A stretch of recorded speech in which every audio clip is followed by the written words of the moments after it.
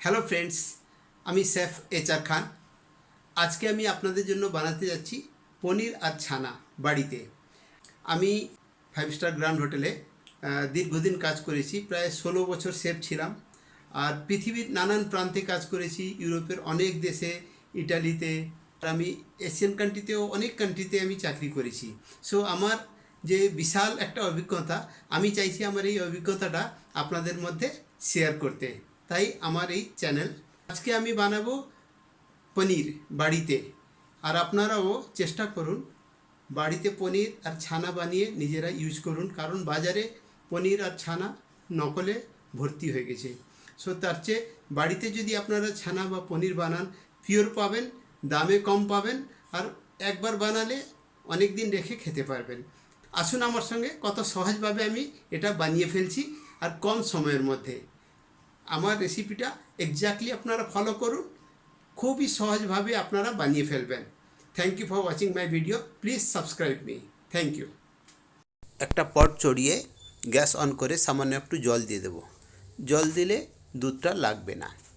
তারপরে 1 লিটার দুধ দিয়ে দেবো।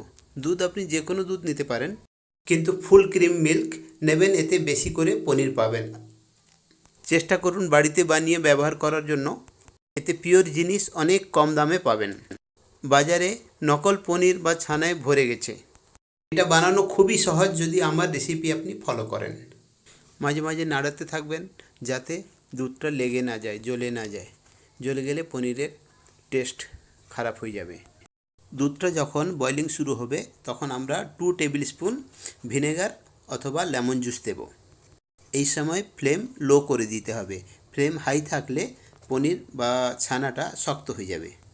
কন্টিনিউ নাড়াতে থাকবেন, বন্ধ করবেন না। এখন ফ্লেম লো করে আমরা আস্তে আস্তে নাড়াবো 1 থেকে 2 মিনিট। যখন দুধটা ফাটতে শুরু হবে, জল আলাদা হতে শুরু করবে, যখন জল আলাদা হয়ে গেছে তখন ফ্লেম বন্ধ করে দেবেন। ফ্লেম বন্ধ করে স্টিল নাড়াতে থাকবেন। হ্যাঁ, যদি বেশিক্ষণ ফ্লেম অন রাখেন তাহলে পনির বা ছানাটা শক্ত হয়ে যাবে। দেখুন এখন দুধটা সম্পূর্ণ ফেটে গেছে, জল আলাদা হয়ে গেছে। এখন আমরা ছেঁকে নেব। ছাঁকার জন্য যে কোনো পাতলা ধরনের কাপড় ব্যবহার করতে পারেন। ঝুলিয়ে রাখার পরে যে জল বেরিয়ে যাবে, নরম নরম থাকবে, সেটা হবে ছানা। আর এটাকে চেপে রাখলে 1 ঘন্টা যে শক্ত সলিড ফর্মে বেরোবে, ওটা হলো পনির। একই প্রসেস। এটাকে এখন আমরা একটু ভালো করে জল দিয়ে ওয়াশ করে নেব, কারণ এতে যে ভিনেগার আছে সেই স্বাদটা আমরা বার করে দেব। দেখুন এই জলটা ছানা কাটানো জল, এটাও খাওয়া যায়, নানান ধরনের ড্রিঙ্ক বানানো যায়, এতে অনেক ভিটামিন ভ্যালু আছে। দেখুন এটা ছানা হয়ে গেছে। এটা এমনি যদি রেখে দেন এটা ছানা। এতে আমি চেপে চেপে ঘুরিয়ে জল বের করে দেব। এটা গরম থাকতে থাকতে করতে হবে, বেশি ঠান্ডা হয়ে গেলে আবার জমবে না। এই দেখুন জলটা এইভাবে বের করে দিন। তারপরে এটাতে আমি সুন্দরভাবে একটা কোনো সমান জায়গায় রেখে চেপে 1 ঘন্টা আপাতত রেখে দেবো, তাতে পনির হয়ে যাবে। দেখো কত সুন্দর ছানা হয়ে গেছে। এখন আমি এটাকে চাপবো।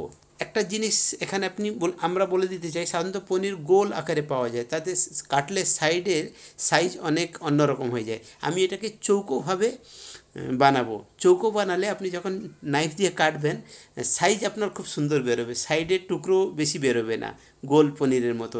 দেখুন আমি কীভাবে, শুধু হাত দিয়ে চেপে একটু চৌকো করে দিন আর চেপে রাখুন। ঘন্টাখানেক রাখলে হবে, আধ ঘন্টায় হয়ে যায়, কিন্তু 1 ঘন্টা রাখলে খুবই সুন্দর। ওই আমি 1 হাঁড়ি জল দিয়ে দিলাম, বা অন্য যে কোনো জিনিস একটু ওয়েট দিয়ে দেবেন।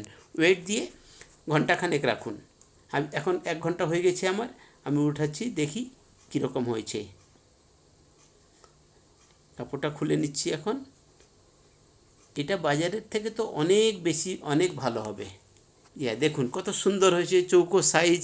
সাইড কাটলেও, এই দেখুন সাইড কাটলেও কোনো রকম আপনার বাদ যাবে না।